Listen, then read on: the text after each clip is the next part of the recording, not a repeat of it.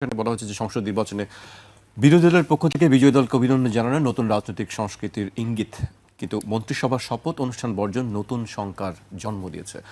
সেখানে একটি শঙ্কার কথা বলা হয়েছে যে মন্ত্রিসভার শপথ অনুষ্ঠান বর্জন যেটি করা হয়েছে, শঙ্কাটা কিসের আসলে? ধন্যবাদ। তার আগে আমি একটু 2 মিনিটের মধ্যে শেষ করে দিই। রাজাক ভাই বলেছেন যে আমি আওয়ামী লীগের বিরুদ্ধে না, আমি বলি আমি বিরুদ্ধে বলিনি তো, আমি বলছি আমার বক্তব্য দিচ্ছে আইন সংক্রান্ত।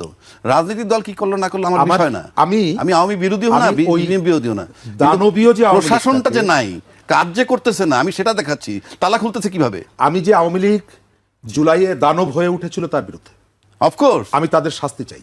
হ্যাঁ, আমরাও চাই, এবং সেটি আইনের পদ্ধতিতে, মবের মাধ্যমে না। গত 1.5 বছর এখানে মবের মাধ্যমে বিচার করতে গিয়ে অনেক অপরাধীকে, তার অপরাধকে ছোট করা হয়েছে। তার বিরুদ্ধে মানুষের যে ক্ষোভ সেটিকে প্রশমিত হয়েছে এবং এক ধরনের সিম্প্যাথি তৈরি হয়েছে তাদের উপরে। এটার জন্য তারা দায়ী। কারা? যারা 1.5 বছর ক্ষমতায় ছিলেন, তারাই কাজটি করেছেন। দ্বিতীয়ত, আপনি তালা মেরে আওয়ামী লীগকে নিশ্চিহ্ন করতে পারবেন না, এটিও বাস্তবতা। আপনি অফিস তালা দিয়ে বিএনপিকেও নিশ্চিহ্ন করতে পারবেন না, এটিও বাস্তবতা। এটাকে আপনার মানতে হবে। কিন্তু এই বাস্তবতা মানতে গিয়ে আমি তাদের দ্বারা যে অপরাধ সংগঠিত হয়েছে সেটাকেও আমি অস্বীকার করব না, আমি তার জন্য বিচার করব। সেই বিচারের দাবিটা আমি করব। এই সময়কালে মানুষের মধ্যে একটা স্বস্তি ফিরে এসেছে। মবের যে শাসনটা ছিল সেখান থেকে এক ধরনের স্বস্তি ফিরে এসেছে।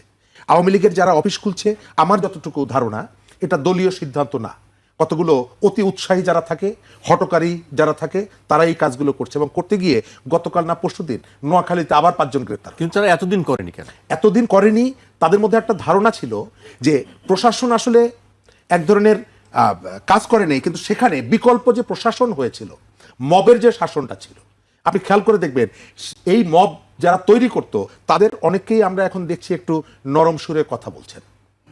ওই যে স্বতঃস্ফূর্তভাবে বিভিন্ন জায়গা থেকে যে ধরনের রিয়াকশনটা হতো, সেই রিয়াকশনটা নাই। সম্ভবত এটা একটা কারণ এই পর্যন্ত আওয়ামী লীগের কোনো পজিশন থেকে বলা হয়নি যে অফিস খোলো, কর্মসূচি চালু করো। অতি উৎসাহী হটকারী জায়গা থেকে সম্ভবত এটি করা হচ্ছে। তবে আমি আমার কথা শেষ করবো ওই জায়গাটায়, আপনি আওয়ামী লীগ বা বিএনপির অফিসে তালা মেরে, তাদের সমাবেশ করতে না দিয়ে, ইত্যাদি ইত্যাদি করে এদেরকে নিশ্চিহ্ন করতে পারবেন না। এটি বাস্তবতা, এবং সেটি আপনি আবার অ্যাটাস্টেড করেছেন, সত্যায়িত করেছেন ভোটের সময় তাদের দুয়ারে দুয়ারে ভোট চাইতে গিয়ে। তবে আওয়ামী লীগের যারা অপরাধী, যারা গণহত্যার সাথে জড়িত, যারা টাকা পাচারকারী, তাদেরকে কোনোভাবেই অফিস খুলুক আর জানালার ফাঁক দিয়ে প্রবেশ করুক, তাদেরকে ক্ষমা করা যাবে না। আমাদের এখানে রাজনৈতিক সংস্কৃতির পরিবর্তনটা আমরা চাই। সরকারি দল, বিরোধী দল, বাংলাদেশের সমস্ত রাজনৈতিক দল মিলে জাতির সংকটে কাজ করবে, এটি আমরা চাই। আমরা সংসদের সদস্যদের যে শপথ অনুষ্ঠান, সেখানে আমরা দেখলাম, তার আগেও দেখলাম, মজার ব্যাপার দেখেন আপনি, রাজনীতিবিদরা আমাদেরকে কতটা হালকা মনে করে অথবা আমাদেরকে কতটা বোকা মনে করে এবং আমাদেরকে কিভাবে ধোঁকা দেয়। বেগম খালেদা জিয়া মারা যাওয়ার পর 11 দলীয় জোটের প্রধান তারা গেলেন তারেক রহমানের সাথে। আমি দর্শকদেরকে মনে করিয়ে দিই, তারেক রহমানের সাথে গিয়ে প্রস্তাব দিলেন আমরা একটা জাতীয় সরকার করব। আবার নির্বাচনের পরে যখন তাদেরকে জিজ্ঞেস করা হলো জাতীয় সরকার হলে কি করবেন, না করব না। কারণ কি? ততক্ষণে তাদের আসন তারা যেভাবে ভেবেছিলেন সেটি হয়নি, সংখ্যাগরিষ্ঠতা সেটি পায়নি।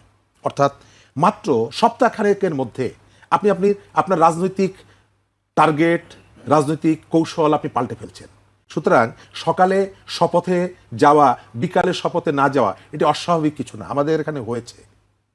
কিন্তু এখানে শঙ্কা প্রকাশ করা হয়েছে যে এটি শঙ্কার বিষয়। সুজনের পক্ষ থেকে বলা হচ্ছে শঙ্কার জায়গাটা কোন জায়গায়? শঙ্কার জায়গাটা হলো যে আমরা যে ইউনিটির কথা বলেছিলাম, সেই ইউনিটি থাকবে না। এটা থাকবে না কেন? আমাদের টোটাল সবকিছুই হচ্ছে ক্ষমতা কেন্দ্রিক। আমরা এখানে যত নীতির কথা বলি, আমরা যত আদর্শের কথা বলি, পাবলিক ইন্টারেস্টের কথা বলি, পাবলিক স্বার্থের কথা বলি, এটা হচ্ছে গৌণ, মুখ্য হচ্ছে ক্ষমতা। আপনি আজ থেকে 15 দিন আগে আমি আপনার সাথে বসে প্রস্তাব দিলাম যে আমরা একটা জাতীয় সরকার করব। যখন আমি পরাজিত হলাম, অন্য আমাকে এসে জিজ্ঞেস করছে যে যারা বিজয়ী হয়েছে তাদের সাথে কি জাতীয় সরকার করবেন? আমি বলছি না, করব না। নির্বাচনে যে আসনগুলোতে আমি বিজয়ী হচ্ছি সেই আসনগুলো নিয়ে কোনো প্রশ্ন নাই, কিন্তু নির্বাচনে যে আসনে আমি বিজয়ী হচ্ছি না, আমি প্রশ্ন তুলছি সেগুলো নিয়ে। সরকার প্রধান যখন বলে যাচ্ছেন যে এই নির্বাচনে কারা কারা বিজয়ী হবে, আমি ওটা নিয়ে প্রশ্ন তুলছি না। আমি জিজ্ঞেস করছি ইলেকশন কমিশন তুমি যথাযথ দায়িত্ব পালন করো না। আমি অভিযোগ করছি বিএনপি সংখ্যাগরিষ্ঠতা পেয়েছে, অভিযোগ বিএনপির দিকে। আরে নির্বাচন তো বিএনপি করে নাই, নির্বাচন তো সরকার করেছে, নির্বাচন তো ইলেকশন কমিশন করেছে। তাদের বিরুদ্ধে আপনার কোনো অভিযোগ নাই, আপনার অভিযোগ হচ্ছে বিএনপির বিরুদ্ধে, বিএনপির অভিযোগ জামাতের বিরুদ্ধে। তাহলে আপনি এটি ধরে নিচ্ছেন যে এই ইলেকশনে আসলে ইলেকশন কমিশন অথবা গভর্নমেন্ট ফাংশনাল ছিল না। তা না হলে রাজনৈতিক দল প্রতিদ্বন্দ্বীরা একজন আরেকজনকে হারিয়ে দিতে পারে না।